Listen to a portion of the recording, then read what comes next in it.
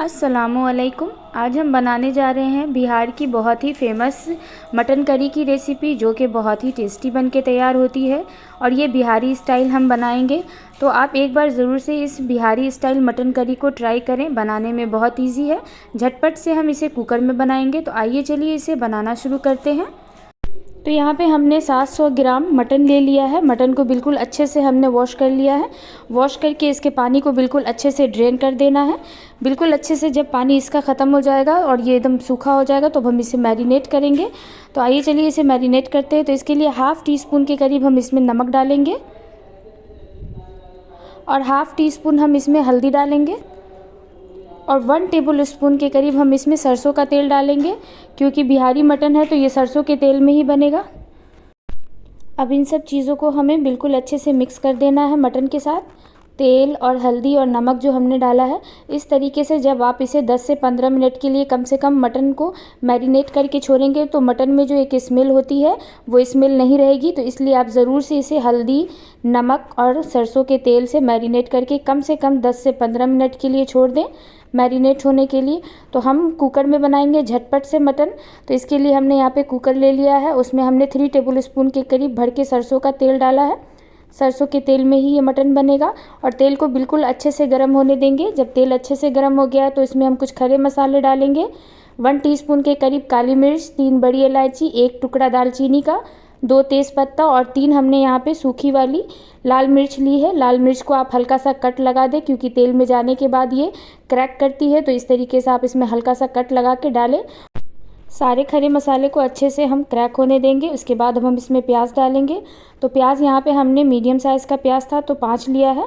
अगर आपके पास बड़ा है तो आप 3 से 4 ले सकते हैं। और प्याज को हमने गरम गरम तेल में डाल देना है और बिल्कुल अच्छे से कलर लाइट गोल्डन आने तक हमें प्याज को फ्राई कर लेना है। तो गैस का फ्लेम हम हाई रखेंगे और हाई फ्लेम पे इसे कंटिन्यू चलाते हुए बिल्कुल अच्छा सा कलर आने तक फ्राई कर लेंगे। ये देखिए, बीच बीच में हमें प्याज को चलाते रहना है। और अब हम इसमें 2 लहसुन डालेंगे। इस तरीके से हमने लहसुन ले लिया है समूचा और इसको हमने अच्छे से वॉश कर लिया है, वो हम इसमें डाल देंगे, क्योंकि बिहारी मटन में लहसुन का ज़्यादा यूज़ होता है। तो इसलिए यहाँ पे हमने 2 लहसुन डाल दिया है और लहसुन भी अच्छे से फ्राई हो जाएगा प्याज के साथ, तो बहुत अच्छी खुशबू आएगी मटन में। तो यहाँ पे हमने अच्छे से प्याज को फ्राई कर लिया, लाइट गोल्डन सा कलर आ गया है। तो अब हम इसमें अदरक लहसुन डालेंगे। तो यहाँ पे हमने क्रश करके कूट के अदरक लहसुन डाला है। फ्रेश अदरक लहसुन का इसमें कूट के इस तरीके से आप डालेंगे तो बहुत अच्छी खुशबू आएगी। तो 3 टेबल स्पून के करीब हमने अदरक लहसुन को कूट के इसमें डाल दिया है। और अब देखिए कितना अच्छा सा प्याज का कलर आ गया है। तो अब हमने जो मटन को मैरिनेट करके रखा था वो मटन हम इसमें डाल देंगे और बिल्कुल अच्छे से हमें इसे भूनना है। तो कम से कम हम इसे 6 से 7 मिनट तक हाई फ्लेम पर भूनेंगे, जब तक कि मटन का कलर चेंज ना हो जाए। तो कंटिन्यू इसे चलाते हुए इस तरीके से आप भून लें। इससे प्याज भी टूटेगा मटन के साथ आप जब भूनेंगे तो, और मटन में बहुत अच्छा टेस्ट आता है। जितना अच्छा आप मटन भूनेंगे उतना अच्छा टेस्ट आता है। तो ये देखिए, भूनते भूनते 6 से 7 मिनट हो चुका है। मटन बिल्कुल अच्छे से हमारा भुना रहा है। बिल्कुल अच्छे से हम इसे चलाएंगे ऊपर से नीचे तक। और अब हम इसमें कुछ पाउडर मसाले डालेंगे। तो पाउडर मसाले में हमने यहाँ पे 2 टेबल स्पून के करीब धनिया पाउडर, 1 टीस्पून के करीब लाल मिर्च पाउडर, 1 टीस्पून के करीब कश्मीरी लाल मिर्च और 1/3 टीस्पून के करीब इसमें हल्दी का पाउडर डालेंगे। और 1 टेबल स्पून के करीब यहाँ पे मीट मसाला था रेडीमेड सा, वो हमने डाल दिया है। और 1.5 टीस्पून के करीब हमने नमक डाला है। नमक हमने मैरिनेट के टाइम भी डाला था हाफ़ टी स्पून के करीब। तो नमक आप अपने टेस्ट के हिसाब से कम या ज़्यादा कर सकते हैं। देखिए मसाला डालने के साथ कितना अच्छा सा कलर आ गया है। तो 1 से 2 मिनट तक हम और इसे भून लेंगे। गैस का फ्लेम हम बिल्कुल लो कर देंगे।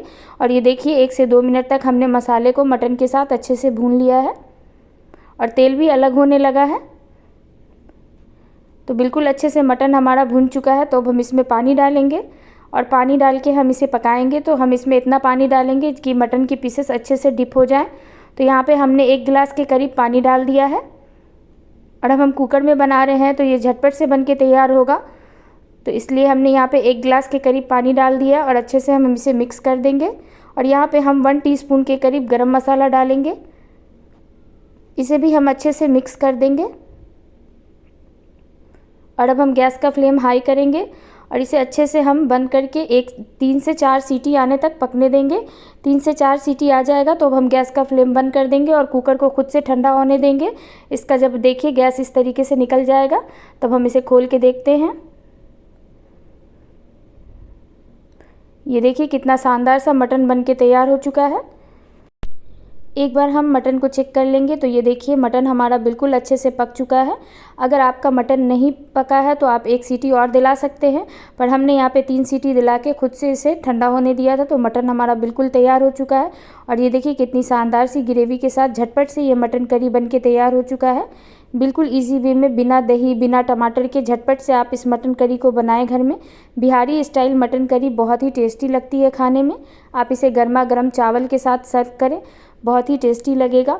एक बार ज़रूर से आप इस रेसिपी को ट्राई करें, बिहारी मटन करी, क्योंकि ये बहुत ही फेमस है। तो आप एक बार ज़रूर से इसे बनाएं। बनाने में भी कोई झंझट नहीं है, झटपट से बन के तैयार हो जाती है और खाने में बहुत ही लाजवाब और बहुत ही अलग सा इसका टेस्ट होता है।